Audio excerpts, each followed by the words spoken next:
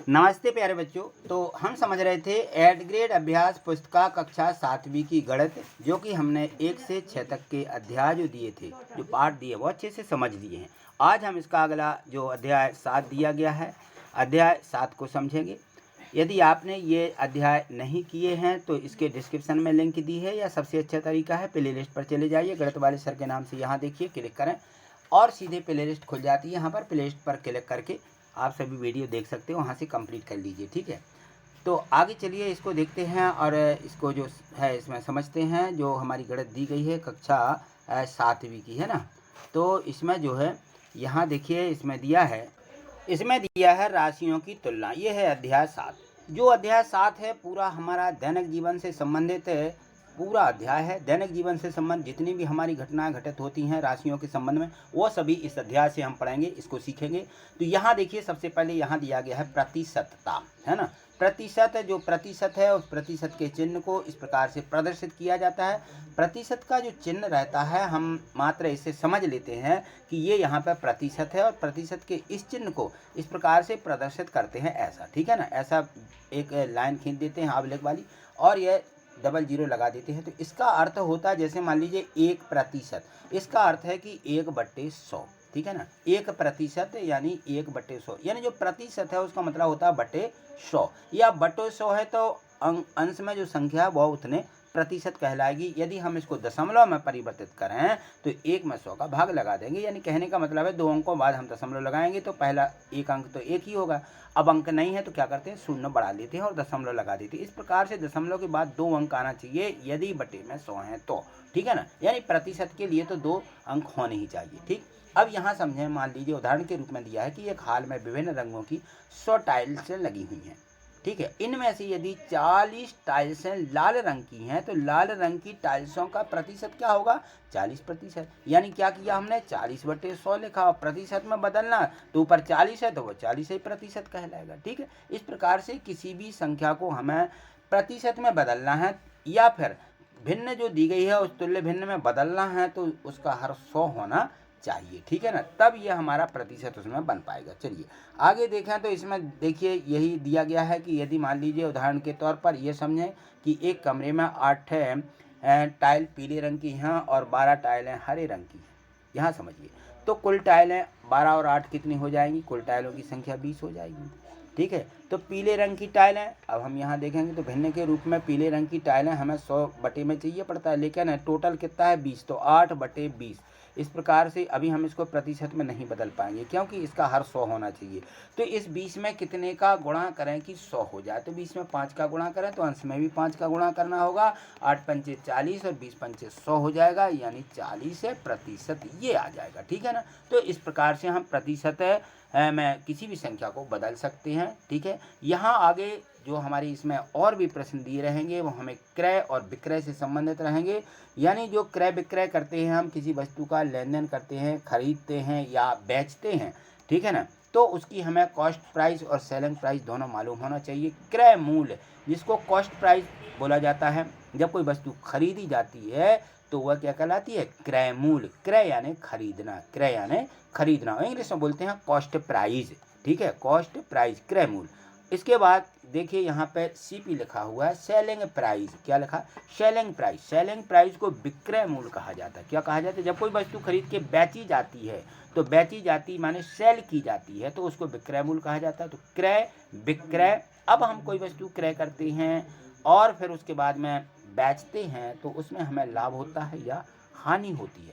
तो हमेशा ये बात देखें कि जब भी लाभ होगा तो विक्रय मूल्य बड़ा होगा, और यदि मान लीजिए हानि होती है तो हमारा क्रय मूल्य बड़ा होता है। तो बड़ी राशि में से छोटी राशि को घटा देंगे तब हमें लाभ या हानि इस प्रकार से प्राप्त हो जाएंगे। तो सेलिंग प्राइस में से कॉस्ट प्राइस घटाएं तो हमेशा लाभ प्राप्त होगा, और यदि मान लीजिए सेलिंग प्राइस में से कॉस्ट प्राइस घटाते हैं तो हमेशा हानि ही प्राप्त होती है। अब लाभ प्रतिशत और हानि प्रतिशत के थोड़े से यहाँ पर देखें तो ये सूत्र दिए गए हैं, इनको भी अच्छे से याद कर लें और एक जगह इन पे लिख लें कि लाभ प्रतिशत बराबर लाभ गुणे 100 बटे क्रय मूल्य, और हानि प्रतिशत बराबर हानि गुणे 100 बटे क्रय मूल्य।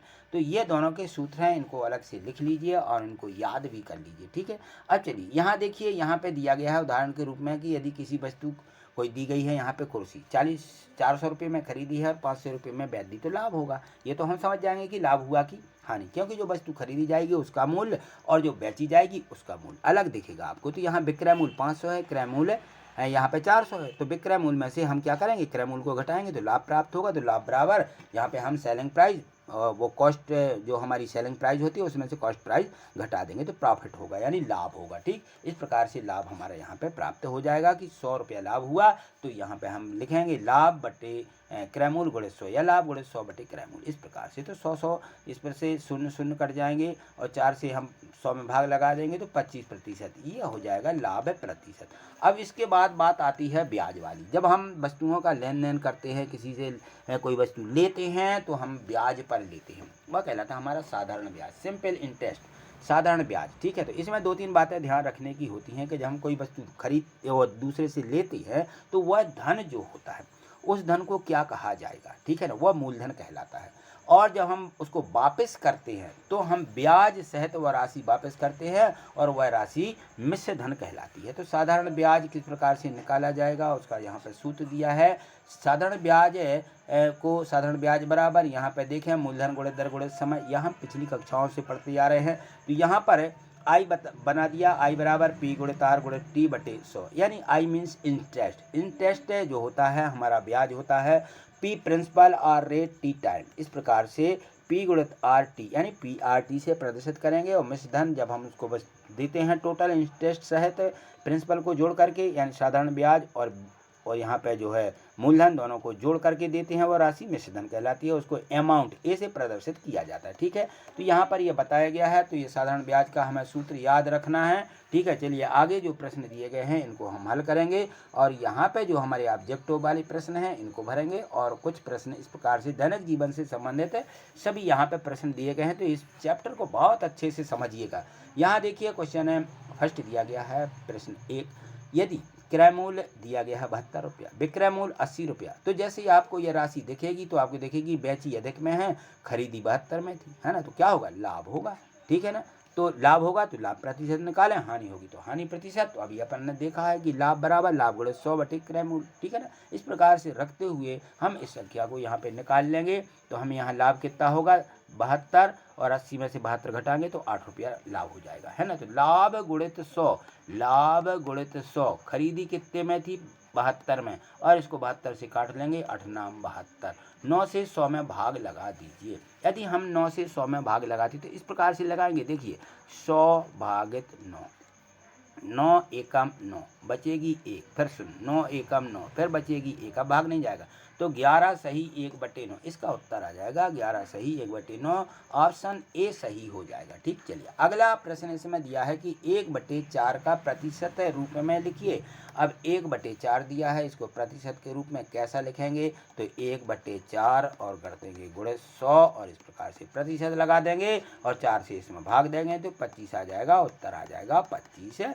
तो ये प्रतिशत को निकालने का यह विधि हो जाएगी। ठीक है ना, चलिए अगला प्रश्न देखें। तो इसमें जो अगला प्रश्न दिया गया है इसमें है प्रश्न क्रमांक 3। यहाँ देखें, ये भी ऑब्जेक्टिव प्रश्न दिए गए हैं। यहाँ पर लिखा हुआ है कि 0.02 का प्रतिशत रूप में बताइए कि इसका प्रतिशत कितना होगा। अब हम इसका प्रतिशत निकालें तो देखें यहाँ पर जो 0.02 दिया गया है, ठीक है, तो 0.2 का मतलब है कि 2 बटे यहाँ दशमलव का 1 और बाद के 2 संख्या है तो 2 शून्य रख देते हैं, यानी 2/100 आ जाएगा। ठीक है ना, अब हमें इसका प्रतिशत 2/100 का प्रतिशत निकालेंगे तो 100 का गुणा करेंगे, ठीक है ना, और प्रतिशत लगा देंगे, शून्य ये कट गए, यहाँ पे आ जाएगा 2, सिर्फ 2%, उत्तर आ जाएगा सी वाले गोले को यहाँ पे भर दीजिए। ठीक, अब यहाँ अगला प्रश्न दिया है कि जब विक्रय मूल्य क्रय मूल्य से कम होता है तब क्या होती है, तो हानि होती है ना। क्रय मूल्य जो है हमारा क्रय मूल्य कम है और विक्रय मूल्य, जब विक्रय मूल्य क्रय मूल्य से कम होता है, विक्रय कम है, बेची कम में है, खरीदी अधिक में होगी तो हानि होगी। क्या होगी, हमेशा हानि होती है, यह हम लिख देंगे, हमेशा हानि होती है। बी वाला ऑप्शन, बी वाले गोले को यहाँ भर देंगे। प्रश्न 5 देखिए, इसमें दिया है प्रश्न 5, इसमें चलिए पढ़िए इसको। इसमें दिया गया है कि 1000 रुपये पर 5% वार्षिक दर से 1 वर्ष का साधारण ब्याज। तो साधारण ब्याज का सूत्र भी हमने देखा है कि इंटरेस्ट बराबर दिया गया था पी गुणे आर गुणे टी बटे 100। तो पी यानी प्रिंसिपल 1000 दिया, ठीक है ना, ऐसा सीधा 1000 5 गुणित समय दिया 1 वर्ष बटे में 100 कर देंगे, 0 0 कट जाएंगे, 5 धाम 50 कितना आ जाएगा 50 रुपया क्या आ जाएगा साधारण ब्याज। मिश्र धन नहीं पूछा, साधारण ब्याज तो सीधा लिख दीजिए। अब 1/6 को प्रतिशत में तो 1/6 गुणित 100 और बस इसको काट दीजिए तो कितना आ जाएगा 50/3। सही बटे में इसको 50 में 3 का भाग लगाएंगे तो 16 सही 2/3%। इस प्रकार से हम इसको भाग लगा के लिख देंगे। चलिए क्वेश्चन नंबर 7, यहाँ चलिए इसको समझिए अच्छे तरीके से। किसी कक्षा में 65% विद्यार्थियों के पास साइकिल है। 100 में से कितने के पास 65%, पूरा 100% कहलाते हैं बच्चे तो, है ना। अब 65% बच्चों के पास साइकिलें हैं, कितने प्रतिशत विद्यार्थियों के पास साइकिलें नहीं है। अब भाई 100 में से 65 घटा दीजिए, है ना। कुल विद्यार्थी कितने प्रतिशत हैं, पूरे हैं वो तो 100% हैं। 100 में से 65% को घटाएंगे तो कितना मिलेगा 35%। अतः 35% विद्यार्थियों के पास साइकिलें नहीं है, सीधा निकाल दीजिए घटा करके। अब यहाँ देखिए 0.09 को प्रतिशत में बदलिए। अभी हमने 0.2 को बदला, बिल्कुल ज्यों का त्यों इसको करना है। इसको पहले हम क्या करेंगे भिन्न में बदल लेंगे, 9/100 आ जाएगा, इसको प्रतिशत के रूप में लिखेंगे और 0 काटते हुए 9% आ जाएगा। ठीक है। अगला प्रश्न 9वां दिया गया। 9वें प्रश्न में देखें तो इसमें है कि 16 का 75% याद करो। 16 का 75 का यानी गुणा लगा दीजिए, 75/100 आ जाएगा इसमें।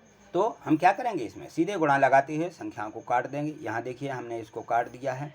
तो सबसे पहले तो चाहे आप इससे काटेंगे, हम 4 से काट देते हैं इसको। 4 चौके 16, 4 बार में ये कट जाएंगी और 100 को काटिए तो 25 चौके 100, यहाँ पे 25 आ जाएंगे। और 25 से सीधे काट सकते हो, 25 एकम 25, 25 3 75, 3 बार में 4 गुणित 3, 4 गुणित 3 मिलेगा, 4 3 12। उत्तर बराबर इसका मान कितना आ जाएगा 12। ठीक, इसको उत्तर के रूप में लिख लीजिए। चलिए यहाँ देखिए क्वेश्चन है जो 10 दिया गया है, इसमें है कि वह समय ज्ञात कीजिए जिसका 25% 14 मिनट है। वह समय, अब यहाँ पे 2 संख्या दी गई हैं लेकिन समय नहीं दिया गया, हमें वह समय बताना है जिसका 25% बराबर 14 मिलता है। तो हम क्या करेंगे, जो हमें संख्या ज्ञात नहीं होती है तो ध्यान रखना उसको हमेशा x मानते हुए हम उसको आगे हल करेंगे। तो माना वह समय जो है x है, ऐसा मानेंगे।